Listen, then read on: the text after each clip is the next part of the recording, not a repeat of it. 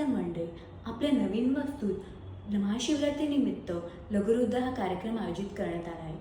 गेली अनेक वर्ष म्हणजेच जुन्या वास्तूतही देवधर गुरुजी हा कार्यक्रम करत होते. तर देवधर गुरुजींबद्दल हा छोटासा परिचय. त्यांचा मुख्य व्यवसाय पौराहित्याचा पूजापाठ करण्याचा आहे. त्यांनी बऱ्याच संस्थांमध्ये कामही केले आहे. जसं ब्राह्मण सभेमध्ये 10 वर्ष अध्यक्षपदावर होते ते. चित्तपवन ब्राह्मण सभेमध्ये 100पेक्षा जास्त लोकांना रुद्रसूक्तही शिकवले आहे. आणि विशेष म्हणजे पंतप्रधान नरेंद्र मोदी यांना पूजा सांगण्याचाही सुवर्ण योग त्यांना मिळालेला आहे. तर आपल्या या लघुरुद्राच्या कार्यक्रमाबद्दल आपण देवधर गुरुजींकडूनच ऐकूया.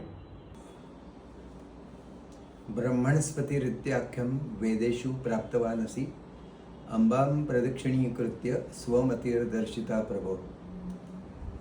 मी या ठिकाणी आपल्याला वाडीमध्ये लघुरुद्र ही सेवा कशी सुरू झाली त्या संदर्भाचा काही इतिहास सांगण्याचा प्रयत्न करणार आहे. मी स्वामी समर्थ नगर या ठिकाणी 2002मध्ये राहायला आलो आणि त्यानंतर 2003मध्ये येणाऱ्या महाशिवरात्रीला आपल्या वाडीत शंकराचं मंदिर आहे असं मला दिसल्यामुळे कळल्यामुळे आपण या ठिकाणी लघुरुद्र करावा, कारण माझा व्यवसाय पौरोहित्याचा आहे हा विचार मनात आला. आणि म्हणून कुणाचंच काही मत न घेताना घरच्यांनाही मी सांगितलं की मी असं करणार आहे. त्यानंतर आलेली महाशिवरात्र 2003मधली, त्या दिवशी आम्ही संध्याकाळी माझ्याबरोबर गुरुजी बोलवले. नेहमीप्रमाणे यथासंग तयारी घरातूनच सगळी नेली आणि लघुरुद्र त्या ठिकाणी संपन्न झाला. ही सेवा 2003मधली पहिली सेवा संपन्न झाली. पुढे आला श्रावण महिना. मनाने असं ठरवून टाकलं की आपण या शिवमंदिरामध्ये, कारण आपण या ठिकाणून जातो आणि येतो तेव्हा त्याचं नेहमीच आपल्याला दर्शन होत असतं, तेव्हा आपल्याकडनं काही अंशात्मक सेवा त्याच्या चरणाजवळ व्हावी हा भाव मनामधला राहिलेला होता. आणि मग श्रावण महिना आला तेव्हा असं ठरवलं, श्रावण महिन्यात आपल्याला तर खूप कामांची गर्दी असते, मग आपण या ठिकाणी कधी लघुरुद्र करणार. तर श्रावण महिन्याच्या शेवटच्या दिवशी लघुरुद्र आपण वार्षिक करावा असा विचार मनात आला. आणि जसं महाशिवरात्रीला तयारी केली तशीच तयारी या श्रावण महिन्यातल्या शेवटच्या सोमवारी त्या ठिकाणी तयारी केली. शेवटचा दिवस किंवा शेवटचा सोमवार असे 2 त्याला पर्याय ठेवलेले होते. घरामधूनच ती सर्व तयारी नेली. गुरुजींना बोलवलं. माझ्या सहवासात व्यवसायामुळे गुरुजी असल्यामुळे मला बोलवण्यामध्ये काही कष्ट नव्हते आणि म्हणून ते सर्व हजर व्हायचे. 1-2-2.5 तासाचा उत्तमपैकी तो धार्मिक सोहळा संपन्न व्हायचा. असा तो श्रावण मासातलाही सोहळा संपन्न झाला. अर्थात या ठिकाणी तयारीचा प्रश्न नव्हता, दक्षिणेचा प्रश्न नव्हता. त्या गुरुजींना चहा पाणी कोणी द्यायचं, त्यांना आल्यावर थाळी कोणी द्यायची हा प्रश्न नव्हता, कारण घरात माझ्या मिसेसनी या बाबतीत मी जबाबदारी ती स्वीकारते असं मोठेपणाने सांगितलेलं होतं. म्हणून मी निर्धास्त होतो. अर्थात ज्या वेळेला मी श्रावण महिन्यातला लघुरुद्र केला तेव्हा मात्र आपल्या वाडीतील जे तळामध्ये सर्वसाधारण आहेत त्यापैकी नावं जर घ्यायची झाली तर साळवी, नंतर देवा म्हणजे शिरोडकर, त्यांच्याकडेचे जोशी, समोरच्या चाळीतले घोसाळकर, वैद्य, मुरकुटे असे अनेक जण माझ्या मदतीला यायला लागले. त्यांनी मला असं सांगितलं, जी लागेल ती मदत आम्ही तुम्हाला करतो. नार्वेकर त्याच्यामध्ये होते, कारण जास्तीत जास्त चांगलं कर्म करायचं हा भाव असल्यामुळे तयारीही तशीच प्रत्येकजण आणून द्यायला लागले आणि ती तयारी करून तो लघुरुद्र संपन्न झाला. अर्थात त्या 2003 पासून खंड न पडताना ज्या वेळेला ही इमारत पुनर्निर्माणाकरता जाणार त्याच्यापुढे आता काय होणार या सगळ्या सेवेचं, असं मनामध्ये खरंच प्रश्न निर्माण झालेला होता. पण परमेश्वरी कृपा होती आणि त्या चंपेश्वर त्याला आपल्याकडे म्हटल्या जात असे, असं मला वाटलं की मला तो काहीतरी बुद्धी देईल. त्या मंदिराबद्दल काही निर्णय घ्यावेत असं अवी जैन किंवा त्यांच्या सर्व समूहाने ठरवलेलं होतं. वेगवेगळ्या प्रकारांनी त्याची चर्चा चालू होती. हे मंदिर काय करणार, तिथेच बांधणार का पाडणार का, पाडलं तर नवीन बांधून देणार का, अशा पद्धतीच्या चर्चा सर्व प्रकारच्या चालू होत्या. माझ्यापर्यंत तो विषय येऊन पोचला की या मंदिराला या ठिकाणून जागा बदलायची असेल तर काय करायला पाहिजे, असा प्रश्न केल्यानंतर मी थोडासा अवधी मागून घेतला आणि अशा पद्धतीनं मंदिर आपल्याला पूर्ण बाजूला करायचं आहे, मूर्ती बाजूला करायच्या आहेत, तर तो विधी काय प्रकारचा असतो, हा माझा व्यवसाय असल्यामुळे कदाचित ते माझ्याकडे हा प्रश्न विचारायला आले असतील. मीही त्या दृष्टीने माझे जे सिनियर कोणी गुरुजी आहेत त्यांना भेटून आम्ही एकत्र चर्चा करून ज्या धार्मिक पुस्तकामध्ये, धार्मिक पोथ्यांमध्ये याविषयीची जी माहिती आहे ती संकलित केली. ती पानं सगळी झेरॉक्स केली आणि एक बंच तयार करून मी आणि आमचे काही सहकारी वाडीतले अवी जैन यांच्या ऑफिसमध्ये भेटायला गेलो. त्यांना मी तो बंच दिला आणि त्यांना असं सांगितलं की जर हे मंदिर अशा पद्धतीनं बाजूला करायचं असेल, मूर्ती काढायची असेल, तर तुम्हाला या प्रकारचा विधी करण्याची आवश्यकता आहे आणि असाच विधी जर करणार असाल तर मी त्याच्यामध्ये सहभागी असेन. मी कोणत्याही प्रकारे लाभार्थी असणार नाही. मी माझ्या परिचित गुरुजींकडून हा कार्यक्रम उत्तम प्रकारे आपल्याला करून देईन, कारण हा सर्वांच्या भावनेचा, श्रद्धेचा प्रश्न आहे आणि तो जपणं अत्यंत महत्त्वाचं आहे हे मी मनाने जाणून होतो आणि म्हणून सर्वस्व आपण याकरता करावं असा विचार पक्का मनामध्ये झाला. अर्थात अविजयंना मुख्य गोष्ट अशी सांगितली की ही देवता काढल्यानंतर त्याचं तत्व एका कलशामध्ये घेतल्या जातं. अर्थात हा तत्व कलश अशा ठिकाणी ठेवला पाहिजे की रोज त्याची पूजा झाली पाहिजे. आता रोज पूजा झाली पाहिजे तर कोणतरी गुरुजी पाहिजेत, मग त्यांना आपण काहीतरी दक्षिणा दिली पाहिजे, असे अनेक त्या संदर्भातले प्रश्न उत्तरं आमची एकमेकांची झाली आणि त्या सर्व गोष्टींना अभिजयंनी पूर्णतः मान्यता दिली आणि त्यानंतर हा मंदिर बाजूला करण्याचा, मूर्ती काढण्याचा कार्यक्रम उत्तम प्रकारे 22 सालामध्ये तो पूर्ण झाला. एप्रिलची वेळ होती. साधारण दुपारी 2 ते संध्याकाळी 7 पर्यंत धार्मिक सोहळा तो पूर्ण केलेला आहे आणि जे त्या गुरुजींना 3 वर्षाची दक्षिणा रोजच्या पूजेची, दरवर्षी 2 लघुरुद्र करायचे त्याची दक्षिणा, असे 3 वर्षाचे 6 लघुरुद्रांची दक्षिणा, एवढी सगळी रक्कम अभिजयंनी आपल्या तिवारींच्या माध्यमातून माझ्याकडे दिलेली होती. पण मी असं त्यांना सांगितलं की जे गुरुजी हे सगळं सांभाळणार आहेत त्या गुरुजींना मी आपल्या कार्यक्रमाला बोलवलेलं आहे, तेव्हा तुम्ही मला जी रक्कम देता ती तुमच्या हाताने त्या गुरुजींना दिलीत तर जास्त चांगलं होईल. अशा पद्धतीने ती सर्व रक्कम त्या गुरुजींकडे दिली आणि त्याच दिवशी तो तत्व कलश त्या गुरुजींनी आपल्या देवळामध्ये ते घेऊन गेले. 3 वर्ष उत्तम प्रकारे त्यांनी त्या ठिकाणी त्याची पूजा करत होते. दरवर्षी 2 लघुरुद्र त्यांनी उत्तम प्रकारे केलेले आहेत. आता नवीन इमारत सुरू झाली, कधीतरी आपण इथे येणार हा विचार मनामध्ये आला. परत तिवारी किंवा तत्सम लोक माझ्याकडे आले, आता आपण काय करायचं, आता यापुढे काय होईल. ही मंदिराची एक जागा त्यांनी आम्हाला दाखवली. आम्ही मंदिराची जागा बघितल्यानंतर साधारण असं लक्षात आलं की या ठिकाणी जसं मंदिर होतं तसं इथे मंदिर बनताना दिसत नाही आहे, म्हणून इथेच मंदिर असावं का की नसावं. आणखीन काही कार्यकर्ते वाडीतले माझ्याबरोबर आले, त्यांनी ती पाहणी केली आणि पाहणी केल्यानंतर असं लक्षात आलं की इथे ते शिवमंदिर होऊ शकणार नाही. दिशेचा प्रश्न येईल, जागेचा प्रश्न येईल, यामुळे या ठिकाणी मंदिर होणार नाही, मंदिर अन्यत्रच स्वतंत्रपणाने करावं लागेल, हा विचार सर्वांचा पक्का झाला. विनोद तिवारी आमच्याबरोबर होतेच, पण ते असं म्हणाले की मी आता ती जागा जर त्याकरता ठेवलेली आहे तर या ठिकाणी आपण गणपतीची मूर्ती बसवूया. मूर्ती देण्याचं काम मी करतो, हे मंदिर सजवून देण्याचंही काम मी करतो, असं त्यांनी आपणहून सांगितलं आणि त्यांनी बोलल्याप्रमाणे ती मूर्तीही दिली. ते मंदिरही जे आज स्थितीत आपल्याला पाहायला मिळतंय इतकं छान सुंदर त्यांनी ते बनवलं.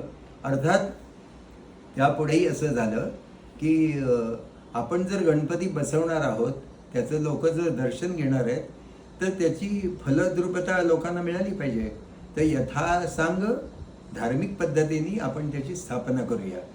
तिवारीने तेही ऐकलं कुठेही त्यांनी या संदर्भामध्ये तडजोड केली नाही, हे मला या ठिकाणी विशेष सांगावंसं वाटतं.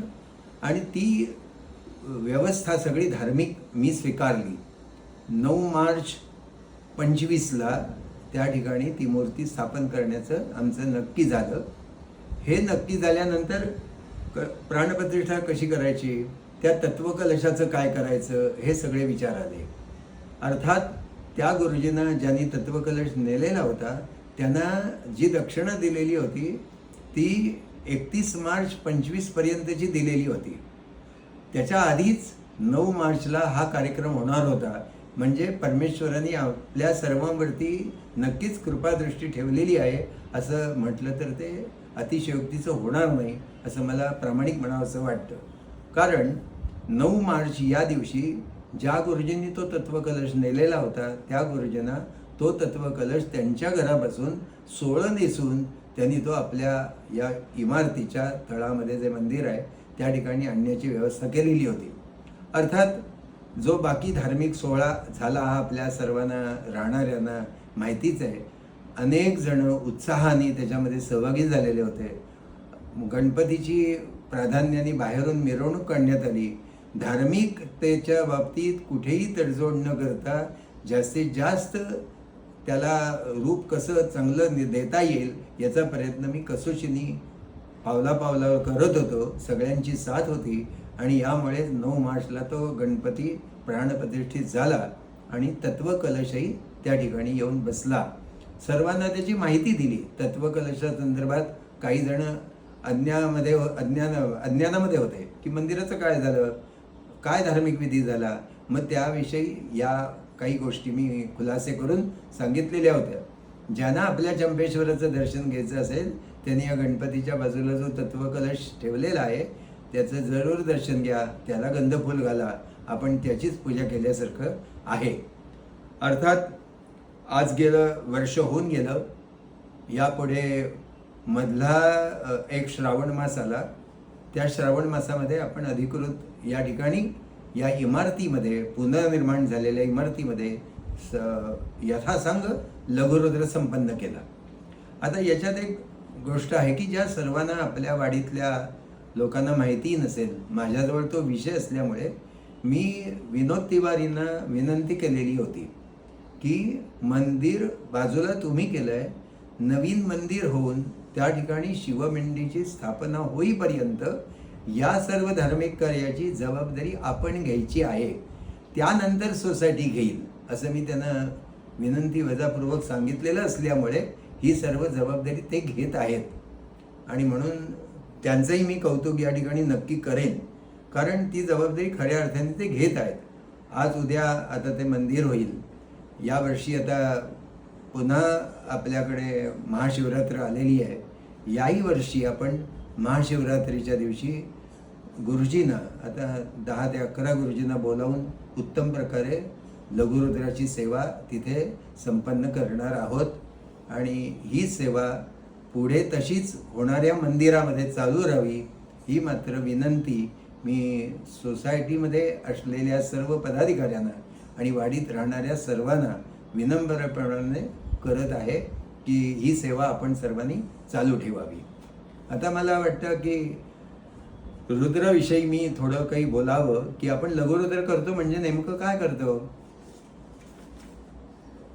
सांगण्यासारखं भरपूर आहे. रुद्र कुठल्याही देवतेबद्दल बोलायचं म्हणजे भरपूर बोलण्यासारखं आहे. आपल्याला नेमक्या पद्धतीने मी सांगण्याचा माझ्या शब्दामध्ये मी प्रयत्न करतो. रुद्र द्रावयती ती रुद्रहा, जो पाझर फोडतो, दगडाला पाझर फोडतो तो रुद्र. अशा पद्धतीने त्याचं वर्णन केलेलं आहे. अनेक प्रकारांनी शंकराचं वर्णन केलेलं आहे.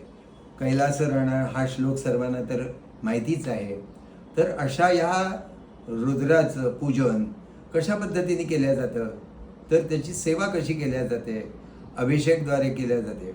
आता कोणतीही पूजा म्हटल्यानंतर पंचामृती पूजेपर्यंत त्याची पूर्ण पूजा करणं आणि पंचामृती पूजा झाल्यानंतर अभिषेक पात्र ठेवून ते सूक्त म्हणणं. गणपती असेल तर अथर्वशीर्ष ब्रह्मणस्पती सूक्त म्हटलं जातं. देवी असेल तर श्रीसूक्त म्हटलं जातं, विष्णू असेल तर पवमान किंवा पुरुषसूक्त याचा पाठ केला जातो. तसंच शंकर ही देवता, शिव ही देवता असेल तर त्या ठिकाणी रुद्राध्याय याचं पठण केलं जातं, म्हटलं जातं. महिम्न नावाचं एक स्तोत्र आहे 40-42 श्लोकांचं, त्याचंही पठण काही ठिकाणी केलं जातं. आता मी लघुरुद्र याविषयी थोडी माहिती देतो. तर आता पंचामृती पूजेपर्यंत पूजा झाली, आपण अभिषेक पात्र तिथे लावलं, त्याच्यामध्ये दूध घातलं. आता अभिषेकाला दूधही चालतं, पाणी चालतं, काही ठिकाणी उसाचा रसही लोक त्या अभिषेक पात्रामध्ये घालत असतात, पण दुग्ध जलधारा याला प्राधान्य दिलेलं आहे. रुद्र हा यजुर्वेदामधला भाग आहे, रुद्र सूक्त असं म्हणतात. आता नमक आणि चमक असे त्याचे 2 भाग आहेत. नमकामध्ये 11 अनुवाक आहेत आणि चमकामध्ये 11 अनुवाक आहेत. आता बाकीच्यांना समजायला हवं म्हणून अनुवाक हा शब्द लक्षात येणार नाही. तुमच्या भाषेत बोलायचं आजच्या तर त्याला चॅप्टर असं म्हणायला पाहिजे. तर असे 11 भाग नमकाचे आणि 11 भाग चमकाचे. नमक याचा अर्थ मी तुला नमस्कार करतो, मी तुझी सेवा करतो, मी तुझं गुणगान गातो, अशा पद्धतीचा त्या 11 अनुवाकामध्ये त्याचं वर्णन केलेलं आहे. जो चमकाचा भाग आहे, च याचा अर्थ आणि एवढी सेवा मी केल्यानंतर तू मला काय दे, हे मागणं त्या चमकामधून केलेलं आहे. ते प्रत्येक अनेक शब्द त्याच्यामध्ये असल्यामुळे त्याला च असं उच्चार केला जातो, म्हणून त्याला चमक असं म्हणतात. उदाहरणार्थ खल्वाश्च मे, गोधूमाश्च मे, मसुराश्च मे, प्रियंगवश्च मे, नवश्च मे, श्यामाकाश्च मे, नीवाराश्च मे, अश्माच मे, मृत्तिकाच मे, गिरयश्च मे, पर्वताश्च मे, सिकताश्च मे, वनस्पतयश्च मे, असं वगैरे असं 11 अनुवाक या पद्धतीने म्हटल्या जातात. आता 22 अनुवाक आधी अंती शांती सूक्त, त्याचं शांती मंत्र जो आहे तो म्हटल्यानंतर तो अभिषेकाचा खूप लहान भाग आहे, त्याला सकृत आवर्तन असं म्हणतात. पण एकादशनी त्याच्यानंतर सकृत आवर्तनानंतर जी सेवा असते ती एकादशनीची असते. आता एकादशनी जी आहे ती शांती सूक्त म्हटल्या जातं, त्यानंतर नमकाचे 11 अनुवाक म्हटल्या जातात, चमकाचा पहिला अनुवाक म्हटल्या जातो. या पद्धतीने नमक 11 वेळा म्हटल्या जातो आणि चमक मात्र एकदा म्हटल्या जातो, कारण पुढचा अनुवाक म्हटल्यानंतर 11 अनुवाक पूर्ण होतात आणि म्हणून 11 ती एकादशनी त्या ठिकाणी पूर्ण होते. आता ही झाली एकादशनी किंवा अभिषेक आपण असं म्हणू. लघुरुद्र याच्या पुढला हा टप्पा आहे. आता अशा 11 एकादशण्या ज्या वेळेला होतात त्यावेळेला त्याला लघुरुद्र असं म्हटलं जातं. लघुरुद्र नंतर महारुद्र आहे. असे 11 लघुरुद्र म्हणजे एक महारुद्र म्हणतात आणि त्याच्यानंतर अतिरुद्र ही मोठ्या टप्प्यातली त्याची सेवा आहे. असे 11 महारुद्र म्हणजे एक अतिरुद्र. एक आपल्याला माहिती म्हणून देतो की अतिरुद्र जर करायचा झाला तर आम्ही जो अनुभव आम्हाला अतिरुद्रात जाण्याचा आहे, करण्याचा आहे, फक्त माहिती म्हणून मी तुम्हाला देतो. भविष्यात आपल्याला ज्या वेळेला ही सेवा करायला तो शक्ती देईल, इच्छा देईल, त्यावेळेला ती सेवा त्याची जरूर या प्रांगणामध्ये करावी असं माझं मी मत व्यक्त करून ठेवतो. आता अतिरुद्र 11 महारुद्र असं मी सांगितलं. तर अतिरुद्राला साधारणपणे 7 दिवस रोज दुपारी जर सुरू केलं, आधी पूजा साधारण 11:30 ते 1 पूजा आणि 1 ते 5 ते 5:30 एवढ्या वेळेमध्ये पठण. त्या पठणाच्या वेळेला साधारण 30 ते 35 गुरुजी असे 7 दिवस ज्या वेळेला ते म्हणत बसतात त्यावेळेला अतिरुद्र पूर्ण होतो, एवढी त्याची व्याप्ती आहे. हे लघुरुद्रा संबंधात आणि त्या अनुषंगाने येणाऱ्या महारुद्र आणि अतिरुद्राबद्दल ही माहिती आपल्याला मी दिलेली आहे. आता शिवाबद्दल काहीतरी थोडी श्लोक म्हणून त्याची एखाद्या गोष्ट स्वरूपामध्ये सांगतो. ऐकणाऱ्याला या गोष्टींची सवय नसते, गोष्ट ऐकायला आपल्याला आवडेल. महिम्न स्तोत्राचा मी जो उल्लेख केला त्याच्यातला श्लोक आहे हरिस्ते साहस्रम कमलबलिमाधाय पदयोर यदे कोने तस्मिन् निजमुदहर नेत्रकमलम गतो भक्त्युद्रेक परिणतिमसौ चक्रवपुषा त्रयाणाम रक्षायै त्रिपुरहर जागर्ति जगताम. हा श्लोक आहे. याच्यामध्ये सेवा भाव असा आहे की प्रत्यक्ष भगवान विष्णूंनी कमळ वाहून शिवाची सेवा पूजा करायचं ठरवलं, समर्पण करायची. 1000 कमळ समर्पण करायची ठरवलं, परंतु एक कमळ त्याला कमी पडत होतं. तेव्हा मात्र भगवान विष्णूंनी नेत्र अर्पण करण्याचं ठरवलं. तिथे शंकर प्रसन्न झाले आणि एवढी निष्ठा पाहून, एवढी भक्ती पाहून शंकर प्रसन्न झाल्यावर त्यांनी सुदर्शन चक्र हे विष्णूंना दिलं की ज्यामुळे तिन्ही लोकांचं रक्षण होईल. अशा पद्धतीचं त्यांचं बोलणं आहे. या श्लोकामधून त्याचा अर्थ अभिप्रेत धरलेला आहे. हे महिम्नातला एक श्लोक आहे आणि त्याचं बाकीचं वर्णन जे आहे केलेलं की हे किती शिवमहिम्न मोठं आहे किंवा ही शिवशक्ती, हे शिवकार्य, शिवदेवता यांचं एकूण किती व्याप्ती आहे ते एका श्लोकामध्ये सांगितलेली आहे. तो श्लोक असा आहे, असितगिरी समम स्यात् कज्जलम सिंधु पात्रे सुरतरुवर शाखा लेखनी पत्र मुर्वी लिखती यदि गृहीत्वा शारदा सर्वकालम तदपि तव गुणानाम ईशपारन्न याती. याच्यामध्ये थोडक्यात वर्णन असं आहे की डोंगरांची माती म्हणजे ती शाई आहे, ती पाण्यामध्ये सिंधू जलामध्ये ठेवली म्हणजे ती शाई झाली. तरुशाखेची म्हणजे कल्पवृक्षाची लेखणी केली आणि पृथ्वी हा कागद केला. हा उपमा अलंकार आहे. तर पृथ्वी हा कागद केला आणि शारदा सदा सर्व काळ जरी लिहित बसली तरी शिवस्तोत्र, शिवमहिमा लिहून होणार नाही, असं या श्लोकाचा अर्थ सांगितला जातो. हे झाले शिवाबद्दलच्या 2 गोष्टी. पुराणामध्ये याविषयी अनेक गोष्टी आहेत. जेव्हा संधी मिळेल, वेळ मिळेल तेव्हा आपण नक्कीच त्याच्यावरती बोलूया.